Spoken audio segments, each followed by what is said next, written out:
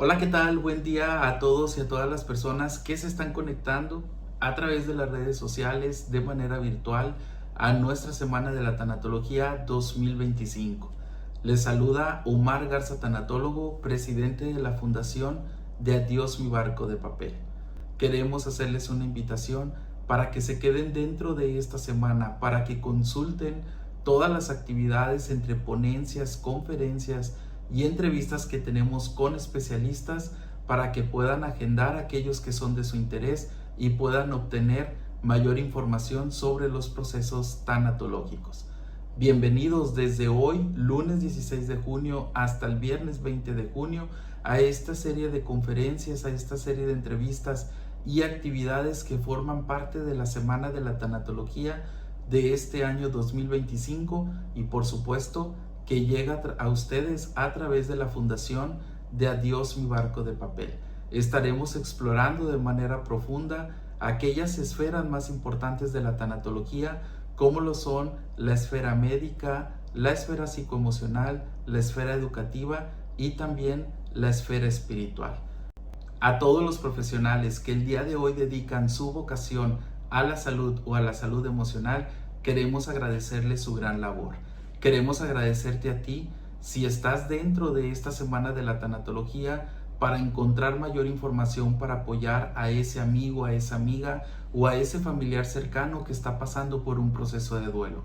Agradecerte también si lo estás haciendo de manera individual porque quieres comprender de diferente manera los procesos de vida y los procesos de muerte. Pero queremos dejar este saludo muy caluroso y este abrazo muy fraternal a todos los tripulantes de la comunidad de Adiós mi barco de papel. Siempre se los decimos y hoy queremos reiterarlo. Se han convertido en los maestros más importantes de nuestra fundación porque con sus testimonios podemos ayudar a los demás del cómo sí se puede comprender, del cómo sí se puede elaborar y del cómo sí se puede sanar un duelo. Bienvenido nuevamente a la Semana de la Tanatología, un camino que abordaremos juntos, un camino de aprendizaje, de conexión y de sanación.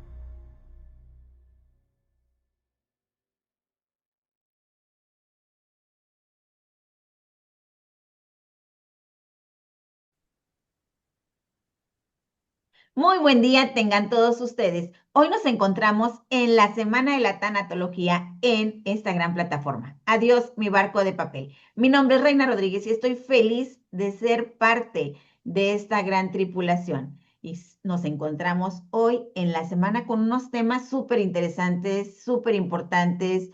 Quien inicia esta semana y hace esta apertura es el licenciado Omar Garza, psicólogo y tanatólogo, el cual le agradecemos por traernos tantas experiencias, verlas, vivirlas en esta semana y por invitarnos a mí, Reina Rodríguez, y al autor y sus libros a ser parte y a formar parte de esta gran tripulación. En esta semana vamos a tocar temas súper importantes y recordemos que esta semana que inicia hoy, lunes 16 de junio, Tiene una duración de 5 días y vamos a terminar el viernes 20 de junio. Así que te invitamos que estés bien, bien, bien al pendiente de este horario que va a ser parte de una dinámica que vamos a seguir. Hoy vamos a tocar un tema, duelo y sanación. Licenciado Omar Garza, bienvenido y gracias por esta regia invitación. Hola, buenas noches, Reina. Muchas gracias también por haber aceptado esta invitación, como siempre, parte del equipo de la Fundación de Adiós, mi barco de papel. Así que es un gusto estar compartiendo y, de hecho, aperturando esta semana de la Tanatología 2025 juntos, a como nos ha tocado también en otras ediciones.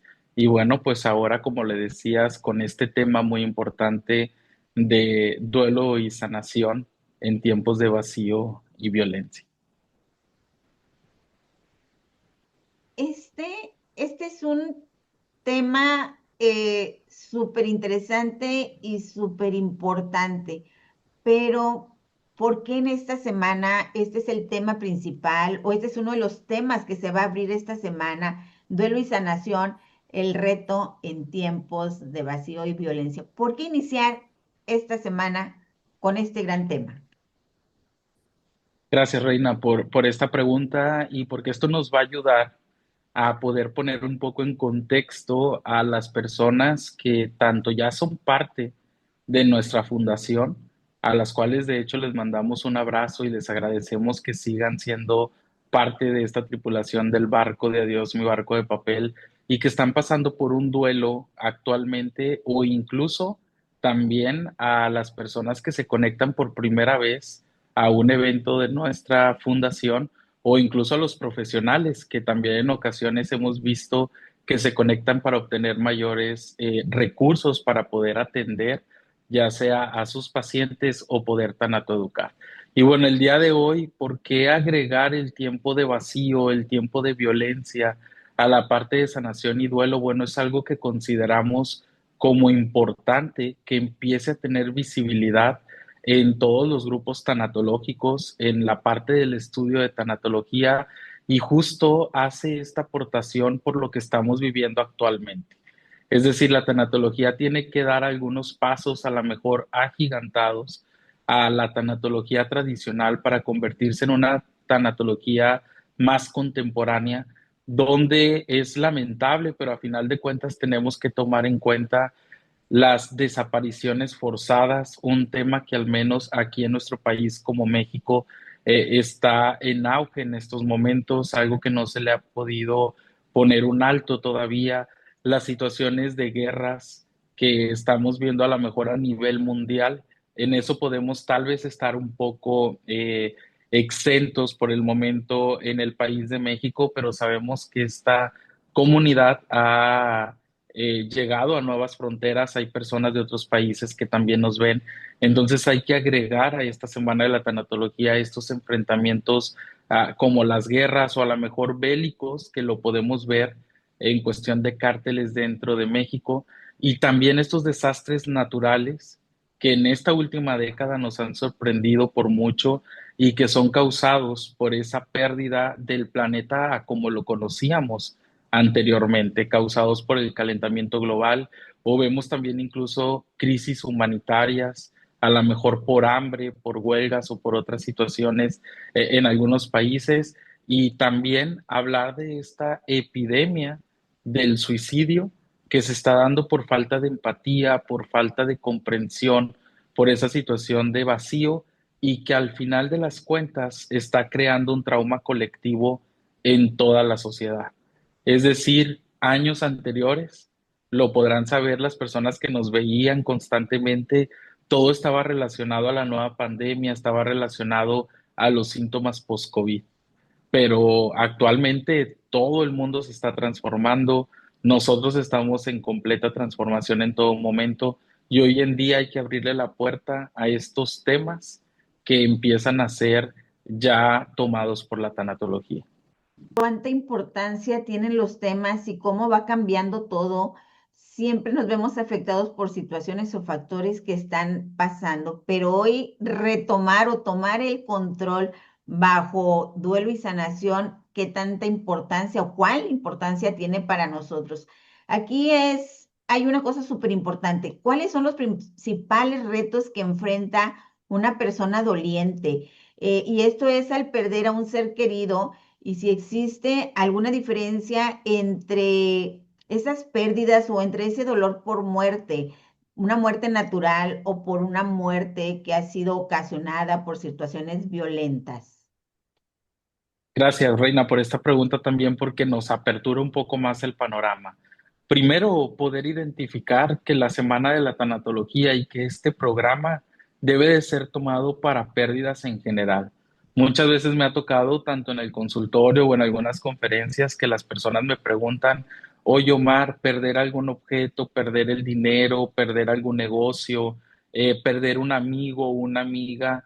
¿Es también una situación de duelo o únicamente perder un ser querido por una muerte? Y bueno, aquí lo hemos explicado en muchísimas ocasiones. Hoy lo volvemos a complementar también para aquellas personas que son nuevas en el ámbito tanatológico, el decir aquello que ocasiona una pérdida lleva a un duelo. Incluso lo que decíamos, estas desapariciones forzadas, aunque no nos toque en primera persona, aunque no nos toque a alguien de la familia, el hecho de verlo en las noticias, de conocerlo a través de las redes sociales, sabemos que estamos perdiendo una pérdida del sentido de seguridad de nosotros mismos. Entonces ocasiona un duelo. Pero yéndonos un poco más enfocados a la pérdida de un ser querido, que justamente aquí dentro de la fundación, de la comunidad, tenemos incluso a dolientes que han pasado por esto, que han perdido a seres queridos por cuestiones del crimen organizado, una desaparición forzada. Y eso tiene circunstancias ya violentas.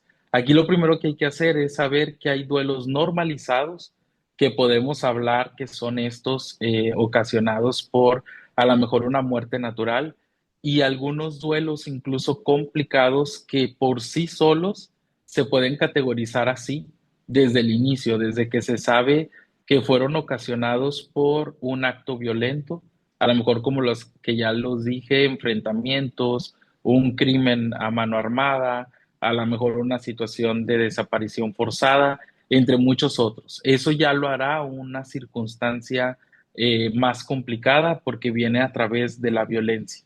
Y a eso todavía le tenemos que sumar otros factores, a lo mejor la falta de empatía de la sociedad, el hecho de estar tan expuestos a todos los días noticias que tienen que ver con características violentas, hace que nos vayamos poniendo una coraza al no saber cómo actuar ante ello. Y esa coraza no es únicamente para endurecernos emocionalmente, sino es más bien como para vivir esos duelos como de sociedad, pero apartados, como decir, bueno, eso pasó en otra ciudad, eso le pasa a otra gente, pero a mí nunca me va a pasar.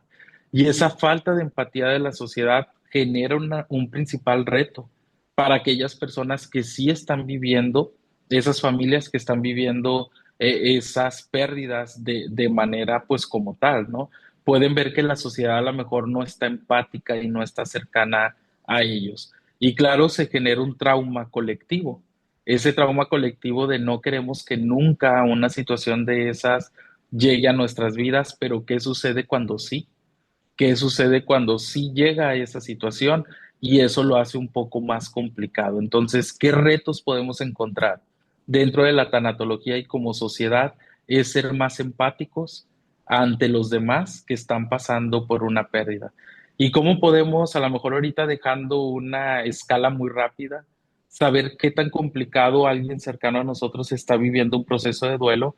Bueno, pues con esta escala conocida de Nash, que con sus siglas podemos ver cómo un duelo puede ser mejor abordado y cómo entre más vayamos avanzando en esas siglas NASH, entre más se avanza es más complejo. La primera N pues nos dice que es una muerte natural, será más fácil de elaborar, más fácil de comprender. Después se va complicando porque vienen las situaciones de accidentes, eso lo hace ya un poco más complicado. Después viene el suicidio con la S, lo hace todavía más complicado, una situación de vacío que claramente tuvo que haber para que se llegara a un suicidio. Y por último, el homicidio, que ahí entraría toda esta parte que hoy estamos viendo, como las desapariciones forzadas o a lo mejor los combates entre cárteles y demás. Acabas de tocar un punto súper importante y cada vez que dices algo nos profundizamos en el tema y hablaste de la cuestión de la empatía. Aquí hay algo, si hablamos o tenemos este contexto bien presente, la falta de empatía, violencia y vacío, ¿cómo se afecta el proceso del duelo? Fíjate, Reina, que hay una afectación muy directa. Sigue siendo, como todas nuestras preguntas, una pregunta muy importante porque siempre, bueno, todos nos vamos a ver en algún momento ante la situación de estar viviendo un duelo. Pero también es cierto que en cualquier momento podemos estar en la situación de tener a un compañero de trabajo, de tener a un amigo cercano, de tener algún familiar en una situación de duelo. Y lo primero que llega es esa falta de empatía que no viene con nosotros de manera natural. Esa falta de empatía se ha creado con el tiempo por una cuestión un poco más de querer protegernos ante esa violencia que hay en el exterior y ante ese sentimiento de vacío que hay también en el exterior, es decir, en la sociedad. Todo eso en conjunto afecta los procesos de duelo y los afecta sin darnos cuenta. ¿A cuánto no nos ha tocado estar a lo mejor en la capilla de velación de alguno de nuestros seres queridos, en una misa o en un ritual de alguno de nuestros seres queridos y llega alguien y con su miedo de no saber cómo abordarte, cómo acercarse, empieza a decir palabras, incluso desde la pregunta del cómo estás, con una falta de empatía, ¿no? Porque la persona que está ahí viviendo el duelo, pues podría contestar, ¿cómo quieres que esté? Pero únicamente intentamos como que ser amables y a lo mejor contestar incluso con una mentira que ya hizo un diálogo carente de empatía, porque decimos bien, cuando claramente, tan más preparados que estemos para una pérdida, lo menos que en ese momento estamos es estar bien, pero eso ya se generó a través de un diálogo de falta de empatía que no tenía esa intención de afectar al otro, sino que por no tener conocimiento lo hacemos. O cuántas veces no vemos a una madre que ha perdido un hijo e incluso le decimos, bueno, Diosito ya tiene a un angelito cerca de él. Cuando la madre pudiera contestar, pues yo no quisiera que Diosito tuviera de angelito a mi hijo. ¿Por qué mejor no toma a tu hijo como angelito? ¿O por qué mejor no toma a tu hermano? ¿Por qué mejor no toma a tu mamá o a tu papá? Pues lo podemos escuchar también cuando perdemos a uno de nuestros padres y nos dicen, ¿qué edad tenía? Es una de las, como si esa pregunta fuera importante para nuestro duelo. Y a veces hasta contestamos y decimos, bueno, tenía 80 años. ¿Y qué nos dicen? Bueno, ya había vivido, o ya al menos no estaba más joven, o ya había vivido muchas etapas de su vida, como diciendo que eso sí es normalizado y no es normalizado cuando muere alguien menor.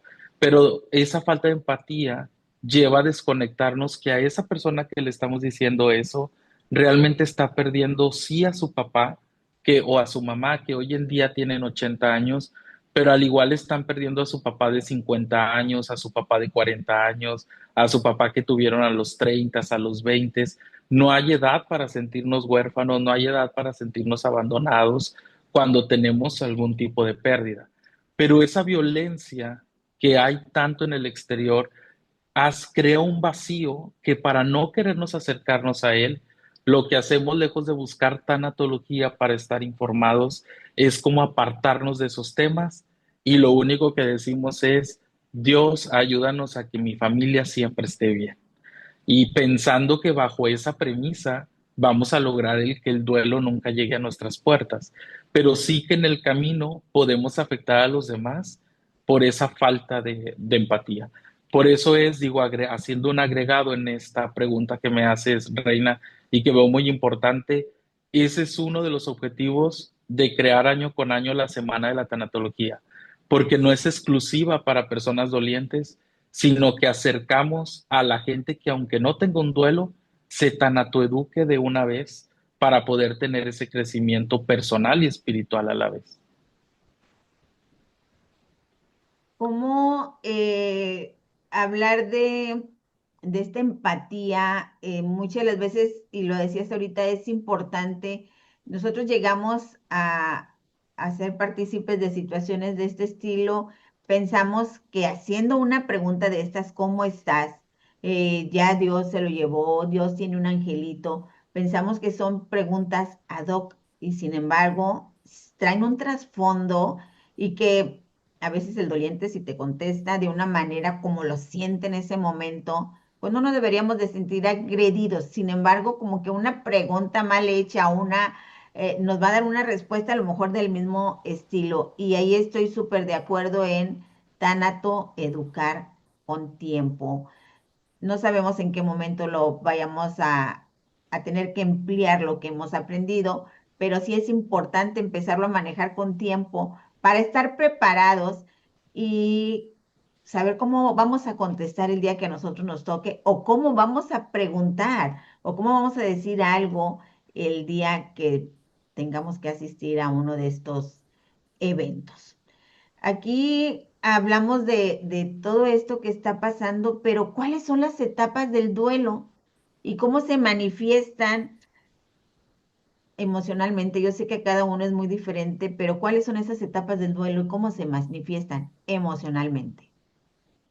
Gracias, Reina, por la pregunta. Y muy difícil estar en una entrevista que sea de duelo y no agregar esta parte del proceso, de lo tan llamado fases del duelo, etapas del duelo, modelo de duelo, que hoy en día la tanatología pues se ha abierto para mucho tipo de tanatologías donde cada quien ya tiene algún tipo de modelo.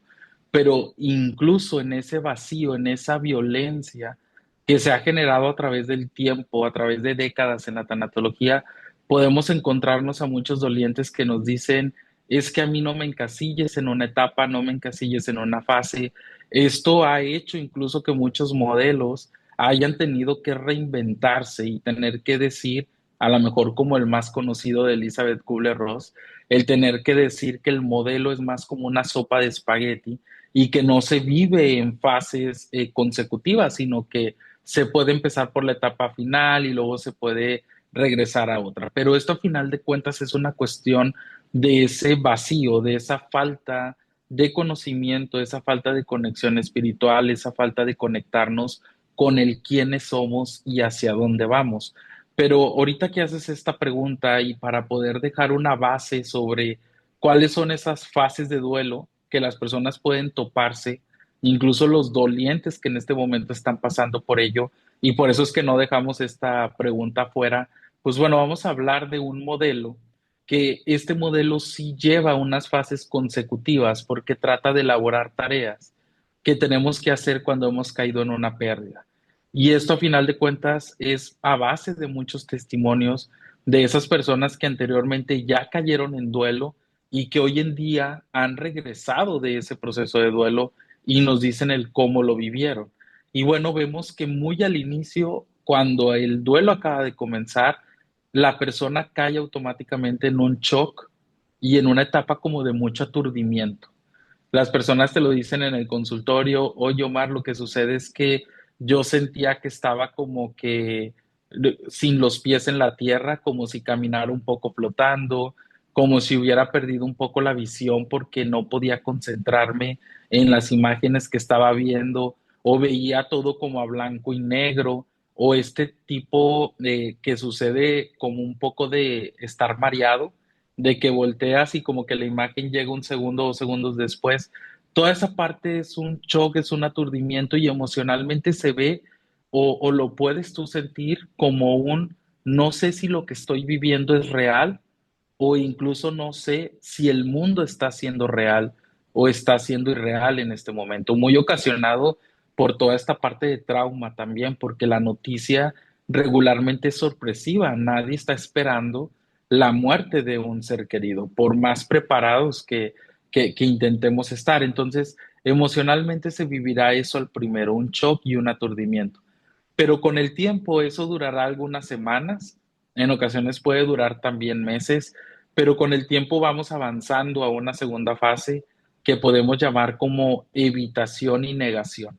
Aquí regularmente, emocionalmente, de hecho, los pacientes lo van a ver como con toques de ansiedad que pueden ir de todo tipo, náuseas, el no tener un sentimiento de no poder tragar, a lo mejor como que sentir que se atora la comida, en algunos casos puede haber vómitos, puede haber diarreas, se pierde pues completamente el apetito también, se está en todo momento en alerta, como que pensando que algo más puede suceder, que eso va ocasionando un poco la ansiedad, o se puede estar en el lado de la depresión en un no quiero hacer nada, no me puedo levantar de la cama, no quiero ir a trabajar, estarán en esa etapa de evitación, esa etapa de negación, que a veces también los pacientes nos dicen que es como sentir que el ser querido llegó de repente, abrió la puerta, movió algunas cosas de la casa, lo llegan a oler incluso con su perfume, o algunos otros lo que hacen es que les mandan WhatsApps pensando que se los van a contestar,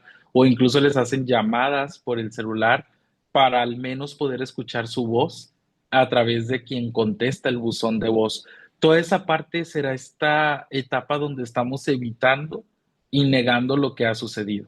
Después pasará una tercera etapa que es la conexión y la integración, en el cual nos ayuda mucho a poder encontrar esa paz y esa tranquilidad. ¿Por qué? Porque en esta etapa se está un poco más consciente de lo sucedido. Ya no se está evitando, ya no se está negando, ya nos está en shock y en aturdimiento, entonces nos da oportunidad de poder reflexionar el cómo sucedió, el cómo lo vivimos nosotros, el cómo reaccionamos nosotros, cómo reaccionaron los demás. Nos invita también a ver cuál ha sido la experiencia más dolorosa de haber tenido esa pérdida y con ello nos lleva a curar esas heridas relacionales que hay con ese ser querido que hoy ya no está, que son como esas cosas que no se pudieron arreglar en vida, aquellas cosas que quedaron pendientes, aquellos sentimientos de culpa, el no poder haber ofrecido un perdón o haber dado un perdón. Y eso nos lleva a un sentimiento, no digo de felicidad, pero sí a un sentimiento de quedar más en paz, de quedar más tranquilo, que eso sería por sí solo uno de los principales objetivos de la tanatología en la elaboración del duelo. Posteriormente que se curan esas heridas relacionales, que se termina esa etapa de conexión e integración, pasaremos a una etapa final que es una transformación. Es decir, esa manera de crecer espiritualmente, esa manera de crecer como personas, incluso esa manera que trae consigo el duelo de ser más empáticos con los demás e incluso de ver la vida de manera diferente. Hay una frase que aquí me gusta mucho en esta parte de la transformación, porque justamente en el tiempo de vacío, en el tiempo de violencia que vivimos también los tanatólogos en el consultorio, porque el consultante puede ver que estás minimizando o invalidando el sentimiento que tienen respecto a su ser querido al decirles que necesitan transformarse, que necesitan crecer, que necesitan llegar a esa parte de aceptar, de soltar lo que no quieren soltar. Pero esta frase me gusta mucho, esa transformación no quiere decir que te olvides de tu ser querido, no quiere decir que dejas atrás a esa persona que amaste mucho. El dolor nunca se hace más pequeño. El dolor el tanatólogo no te lo va a quitar, pero sí te podemos ayudar o sí la tanatología te ayuda a que tú te hagas más grande para que puedas soportar ese dolor. A eso es a lo que se llama esa última fase de transformación y eso es lo que tanto se dice de el duelo te hace crecer, pero no es que te haga crecer porque te olvidas de aquello que perdiste. No es que te haga crecer porque te deja de doler aquello que ya te dolía, sino tú te expandes, te haces más grande y el dolor sí que cabe mucho mejor en un cuerpo más grande que en uno con el que ya no puede. Esas serían estas etapas, cómo se pueden vivir en el duelo y cómo se manifiestan emocionalmente, Reina. Hay una pregunta del público y dice, ¿qué tan cierto es cuando dicen que tu familiar fallecido vino a despedirse? Bueno, es una pregunta muy interesante, Reina, y puede tener muchos matices. Podría hablar yo mi opinión a través de lo que he vivido, a través de los pacientes atendidos, y pudiera decir que esas señales Esas señales que son una conexión muy de energía, que yo siempre a mis pacientes les digo, no cuestiones esa señal, no salgas afuera, no vayas a preguntarle a tu líder religioso, no vayas a preguntarle a tu líder espiritual, no vayas a preguntarle a tus amigos, no lo quieras como confirmar con tu familia, porque la conexión es individual entre esa persona que ya no está y entre tú. Y empiezan a aparecer esas señales, señales de las cuales incluso me ha tocado estar presente y que tú dices, por supuesto, si para ti eso tiene un sentido, esa señal está siendo incluso una despedida. Y sucede mucho en los sueños, Reina, en sueños muy vívidos, en sueños muy lúcidos que las personas tienen donde incluso ya pueden ver a su ser querido trascendido. No es lo mismo soñar con el ser querido que ya no está, pero con una añoranza, porque lo soñaste que estaban de repente comiendo en un lugar donde siempre comían, pero en el sueño tú no sabes que él ya está muerto o que ella ya está muerto.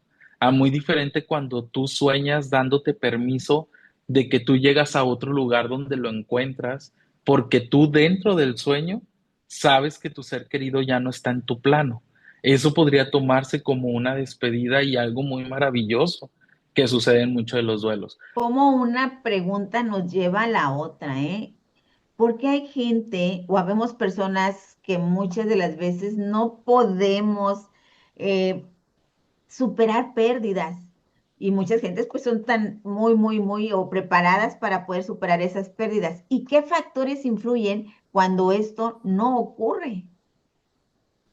Fíjate, Reina, que en esta pregunta que puede abrir muchos campos, y aquí incluso para los que ya son profesionales o a lo mejor aquellos expertos de duelo que nosotros le llamamos como nuestros capitanes, porque han transitado ya por un duelo y siempre los dolientes van a tener el 100% de credibilidad en cómo vivieron un duelo. Ellos son los maestros de nosotros como tanatólogos, pero sí hay características que podemos encontrar y que aplica para la corriente tanatológica que sea, ¿no?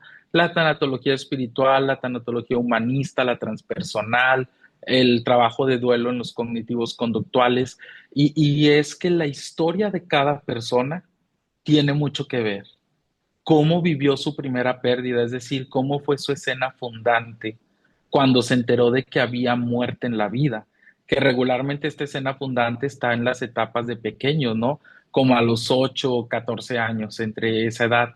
¿Cuál fue el mito fundante que le dijeron a esa persona? Es decir, el adulto que le dijo, a dónde se fue ese ser querido que ya no estaba. Porque a muchos nos tocó que nos decían, se quedó dormido, pero luego decías, pues se quedó dormido y nunca despertó. Entonces ese puede ser como un trauma, ya no me quiero ni siquiera quedar dormido, ¿no? A otros nos decían también, nos puede ver en cualquier momento y ya te daba miedo hasta estar en tu recámara solo, porque era, quiere decir que ahorita me está viendo también. Entonces depende mucho ese mito fundante, se fue con Diosito. Entonces Diosito será un ser castigador que de repente puede decir, te llevo conmigo. Entonces tiene que ver mucho la historia para saber si esa persona, cómo ha tomado sus duelos anteriores y qué tan complicado puede ser o influir en ello para que incluso no pueda superar una pérdida nueva. El sentirse vacíos, Reina, sería otra de las características importantes y que viene muy bien a este tema. Hay muchas personas que le abrieron la puerta al sentimiento de vacío, al sentimiento como de oquedad en su pecho después del COVID, hayan perdido o no hayan perdido un ser querido, abrieron la puerta a ese no estamos seguros en el mundo, a ese en cualquier momento puede haber una amenaza silenciosa que puede llegar y entrar como si nada e incluso puede matarnos. Y fueron perdiendo esa conexión con la humanidad, esa conexión con los demás, escondiéndose detrás de un teléfono incluso porque a lo mejor ya todo lo hacen con tecnología, tanto la escuela, las amistades, las reuniones, dejaron de salir, ahora a lo mejor se protegen de más y va generando un vacío, pero ¿qué pasa cuando llega un nuevo duelo a esa familia o a esa persona? Ese vacío puede influir a que pareciera que nunca se va a superar esa pérdida. Tiene que ver también el estrés postraumático. muchas veces vamos viviendo momentos traumáticos en nuestra vida que se pueden exponenciar cuando llega una pérdida. Y eso hace ya que haya una desconexión que haga que pareciera que nunca se superó esa pérdida o incluso puede ser en esa pérdida actual. La forma en que le dieron la noticia, lo rápido que fue, a veces un tipo de cáncer muy abrasivo que en 3 meses la persona pasó por todo un periodo de agonía y los que se quedaron vivos no supieron cómo manejar eso y hoy en día se sienten en ese estrés postraumático que incluso se puede llevar a un trastorno. Y me gustaría también decirlo, Reina, ahorita que hablamos de violencia y que hablamos de vacío, que sí existe el sentimiento de hacerse adictos al duelo. Hay personas que el duelo, claro que los sacudió tanto, que fue algo que no esperaban, algo sorpresivo, algo que creen antinatural, como a lo mejor perder a los hijos o que se pierda a alguien que estaba en una edad muy productiva. Eso puede verse muy antinatural. Y lo único que les queda para poder protegerse sobre esa muerte es decir, me hago adicto al duelo, porque al menos en la adicción al duelo voy a estar en trastorno de ansiedad, voy a estar cuidado entonces, voy a estar protegido, la ansiedad me va a ayudar en algo, puedo caer en un trastorno de depresión mayor, que quiere decir que la gente va a estar preocupada por mí, no voy a tener que salir a trabajar, no voy a tener que enfrentarme al mundo, entonces prefiero quedarme en ese trastorno depresivo mayor, porque tampoco puedo morirme o tampoco quiero morirme, o sí emocionalmente, pero no físicamente. ¿Qué hago con eso? Entonces mejor caigo en ese tipo de afecciones. Y eso será una aflicción, será como una revictimización sobre lo sucedido, será una adicción al duelo. Y eso no siempre, por más antinatural que parezca una muerte, una desaparición forzada, un ataque bélico, un desastre natural que decimos es que cómo lo pude evitar, pareciera que vino y cayó el mal sobre mí, no tiene que llevarte exactamente a hacerte un adicto al duelo. Y quiero citar a una persona muy conocida, mexicana, que es Marisela Escobedo, que existe un documental incluso sobre ella, sobre las 3 muertes de Marisela Escobedo, que hace años tuvo la pérdida de una hija y justamente una desaparición forzada, un feminicidio en ese momento, donde tuvo que estar en una lucha constante para recuperar al menos sus restos, para poderle dar una sepultura a como ella quería, para sentirse más tranquila. Pero a pesar de todo eso que sufrió, sufrió trauma acumulativo por parte de las autoridades también. Más información pues pueden verla ahí en sus testimonios en este documental que les digo. Pero a mí me encanta el documental porque no hay una pérdida del yo. Hacerse adicto al duelo te lleva a perderte a ti mismo, lleva a que te pierdas en todos los recursos que tienes.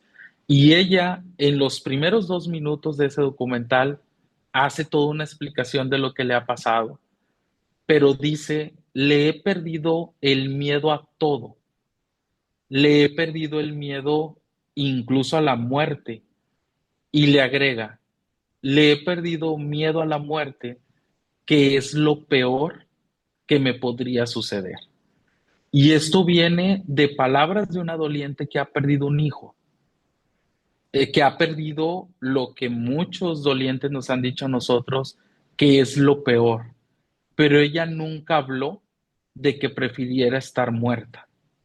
Ella nunca habló de que ya no había vida para ella después de haber perdido una hija y en esas circunstancias de violencia y de vacío completamente. Ella incluso en ese testimonio hace esta frase donde dice, le he perdido incluso miedo a la muerte, que sería lo peor que me podría pasar. Es una paciente en duelo, una persona en duelo, pero que está bien estructurada, que ella sabe que lo más importante que hay para ella sigue siendo ella. Y eso es algo que cuando se destructura y se pierde el yo, es cuando vemos a esas personas que pareciera que nunca han podido superar una pérdida. cuánta importancia trae esto de poder tanatoeducar. Recuerden, amigos, que estamos en la Semana de la Tanatología 2025 en esta gran plataforma Adiós, mi barco de papel, dirigido eh, por nuestro psicólogo, tanatólogo, el licenciado Omar Garza. Duelo y sanación, un tema que de verdad nos ayuda a saber y a conocer y el qué tenemos que hacer para poder tanatoeducarnos. Aquí hay algo muy que tú hablabas ahorita en cuanto a la aceptación, porque muchas de las veces, ¿cómo podemos fomentar nosotros esa gran cultura por la tanatología y por sensibilizar o desensibilizar la aceptación de la muerte en nuestra sociedad? Muchas gracias, Reina, por esta pregunta, porque aparte me das la oportunidad de poder expandir este mensaje a las personas que es la primera vez que se conectan con nosotros, de saber que dentro de la Fundación de Adiós, mi barco de papel, tenemos una comunidad muy grande de apoyo a personas que están pasando y que están transitando por un proceso de duelo. Ese es uno de nuestros objetos sociales, pero tenemos dos objetos sociales dentro de nuestra fundación y el segundo claramente es tanatoeducar, llevar conocimiento a todas aquellas personas que no conocen sobre la tanatología, que no conocen sobre los procesos de vida y los procesos de muerte. Muchas veces me toca que me dicen, Omar, es que ¿quién quiere aprender tanatología si estudia la muerte? Y les digo, bueno, desde ahí estamos equivocados. Desde ahí estamos en un error. La tanatología no estudia la muerte. Habrá algunas otras ramas que puedan entrar al estudio 100% de la muerte, pero realmente lo que nosotros como tanatólogos estudiamos son los procesos de vida y los procesos de muerte, que ahí ya cambia un poco el contexto, porque la principal esfera de la tanatología es aprender a morir para poder aprender a vivir, que eso es lo verdaderamente importante. ¿Cómo podemos fomentar una cultura de mayor conocimiento? Es algo que al menos a nuestro país, México, le hace mucha falta. Podemos ver otros países más avanzados en cuestión tanatológica, como lo pueden ser países europeos, como a lo mejor aquí en Latinoamérica es Argentina, pero aquí en México hay mucho trabajo por hacer y mucho tiene que ver también tanto con las asociaciones civiles, tanto como las fundaciones como nosotros, como al igual también la parte política. Primero sería humanizar la pérdida. Creo que la pérdida se ha manejado como aquello que lo vemos como una desgracia, como lo vemos como si no a todos nos pasara. Caemos muy tarde en la conciencia de que todos los que estamos viendo esto, de todas las personas con las que tú puedas convivir, tarde que temprano van a estar enfrente de una pérdida. Porque caemos en duelo y creemos que somos los únicos, que a nadie nos va a pasar, nos aislamos incluso porque nos da vergüenza estar enfrente de otras personas que no están pasando por la pérdida. Necesitamos convivir con las pérdidas, necesitamos humanizarnos a través de la pérdida. ¿Por qué nos da tanto miedo? Porque conocemos la muerte a través de los ojos de aquellos que están sufriendo una muerte. Y esos ojos que nos dicen que hay tristeza, que hay desesperación, que hay desesperanza, que hay ansiedad, y eso hace que no podamos humanizar la pérdida. Pero a poco la tanatología debe de crear, lograr esos espacios para poderla hacer más consciente en todos. Hay que integrar también la tanatología en políticas de salud mental. Hoy en día esto está desprotegido. No vemos casi propuestas de aquellos legisladores, de aquellos partidos políticos, ni cuando hacen campaña, qué están haciendo para integrar la tanatología que hoy en día se ocupa tanto en políticas de salud mental, cómo se atienden a las víctimas de desapariciones forzadas, de aquellos padres que encuentran a sus hijos en fosas, toda esa situación en los secuestros, incluso también, ¿qué se está haciendo con esas políticas de salud mental a los que les terminan su relación contractual del trabajo?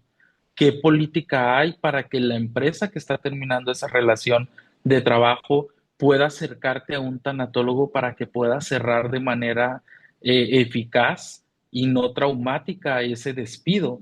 Creo que es algo que no vemos todavía incluido en nuestras leyes mexicanas. Y sobre todo, educar sobre la muerte desde una edad temprana, es decir, desde la etapa escolarizada. Cuando empezamos a conocer de tanatología hoy en día, regularmente hasta las universidades, regularmente hasta las especialidades de las universidades o hasta que lamentablemente perdemos un ser querido y no sabemos cómo reaccionar ante esa situación. Esos serían como los tres principales pilares que yo veo que se necesitan hacer como sociedad, como parte de los gobiernos y también como la parte educativa, Rey. Aquí acabas de tocar un punto bien importante, tanatoeducar desde la primaria. Y a mí eso es algo que yo estaría en favor y en apoyo porque empiezan traumas desde muy pequeños por no conocer, por no saber nosotros como padres o como abuelos cómo, cómo guiarlos a la aceptación de esa muerte. Entonces, yo creo que si empezamos a una edad temprana, esto sería con mucho beneficio para poder hacer que el día de mañana los que ya recibimos una tanatoeducación, poder tanatoeducar a otros. Así es de que sería muy buena iniciativa esa. Y esto así nos va a ayudar a que también esas situaciones las afrontemos diferente y las manejamos. Y aquí va una pregunta que va ligadita a esto. ¿Cómo puede una persona que, que ya ha pasado estas situaciones transformar el dolor de esa pérdida en un motor para seguir avanzando? Gracias, Reina. Nuevamente una pregunta súper interesante. Esto le va a gustar mucho al auditorio, al público que está viendo esta transmisión y también a quienes la van a ver grabada. ¿Por qué? Porque muchas veces sentimos que se queda ese vacío después del duelo. Y me dicen, Omar, he elaborado el proceso de duelo, sé cómo reponerme de una situación de ansiedad, sé cómo reponerme de una situación de estrés y de depresión porque las herramientas que hemos aprendido a lo largo de la terapia nos lo ha dado. Pero ¿cómo le hago para que ese dolor que está convertido hoy en día en vacío me dé un impulso para vivir con ese mayor propósito? Y yo aquí siempre les digo, hay duelos que ya por sí solos tienen que iniciar esta actividad casi de inicio. Lo hizo a quien estaba citando ahorita, Marisela Escobedo, con su hija que la pierde por un feminicidio y que aparte tiene que andar buscando sus restos como madre buscadora. Y ella lo que hace es que generó esa acción que pudiera verse como altruista.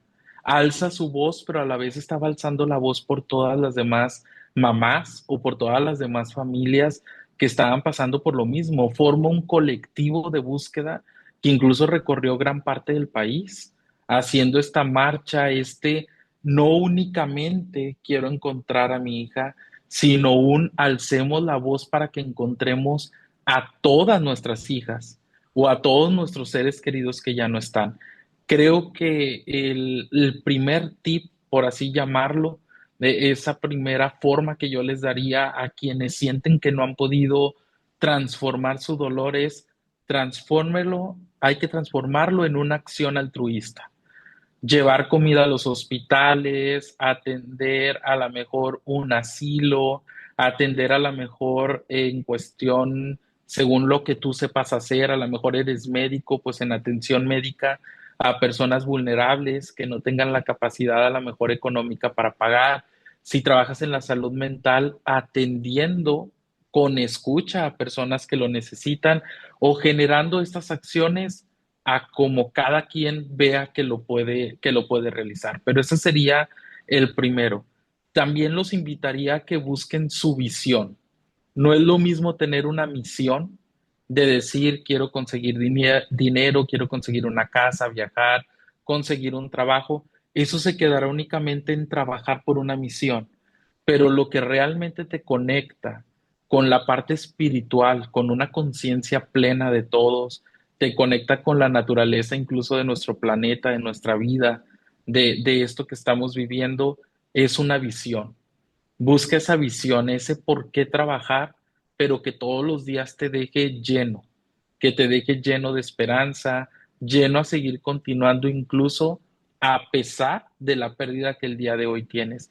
Y convierte esta visión en una visión para apoyar a los demás a través de ese ser querido que hoy ya no está, pero que su legado sigue vivo a través de ti y que lo puedes hacer a través de esa visión. Esa sería la mejor forma en la que puedes llevar todo tu dolor que queda a una acción. Y esa acción, poco a poco con el tiempo, te hará sentir sanado. Es como que ayudas a sanar a los demás, pero a la vez te estás sanando a ti mismo.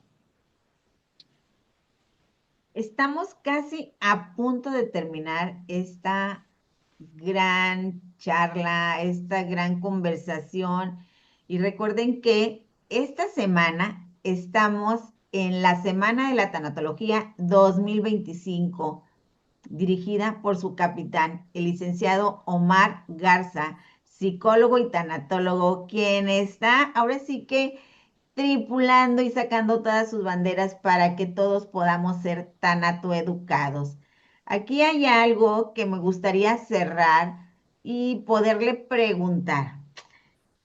Si pudiera dar un consejo a todas esas personas eh, dolientes o que en un momento estuvimos en duelo y no sabemos cuándo vayamos a regresar a tener otro duelo, ¿qué mensaje les daría?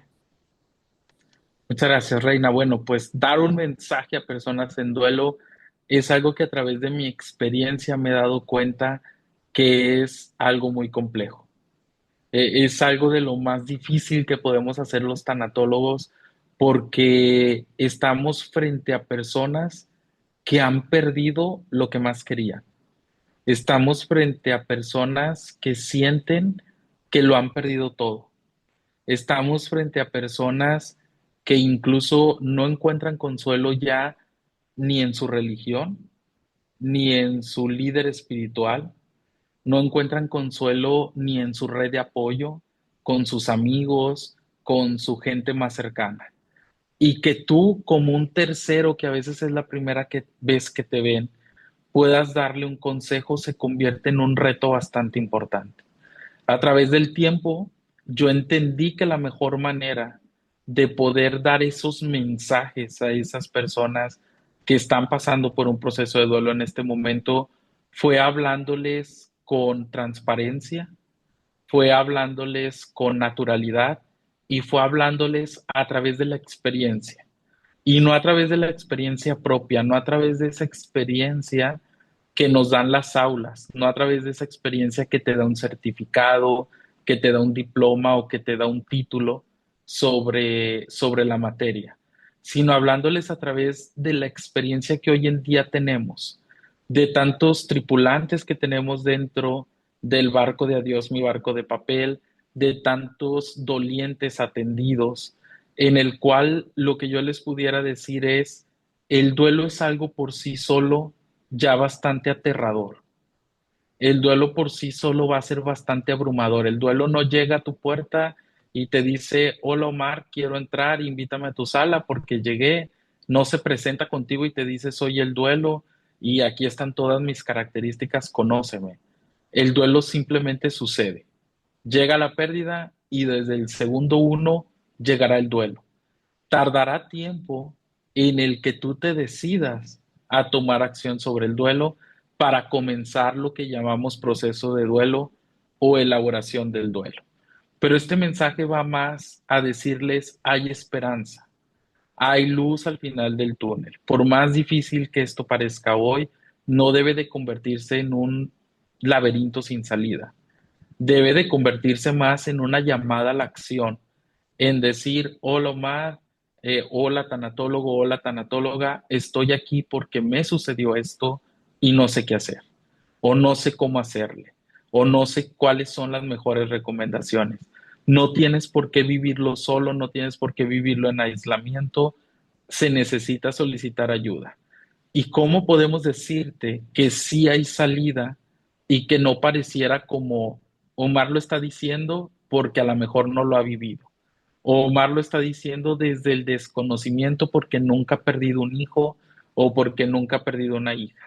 Es probable que eso sea cierto, pero lo que también es cierto es que a través de la experiencia de los tanatólogos, a través de mi experiencia personal atendiendo a muchas personas en duelo, hoy tengo testimonio de esas personas que en su tiempo estuvieron en ese barco de salida, en ese barco que apenas zarpaba y que se iba a enfrentar a las peores situaciones que habían enfrentado en su vida y a todo lo que se puede enfrentar un barco en el momento de zarpar.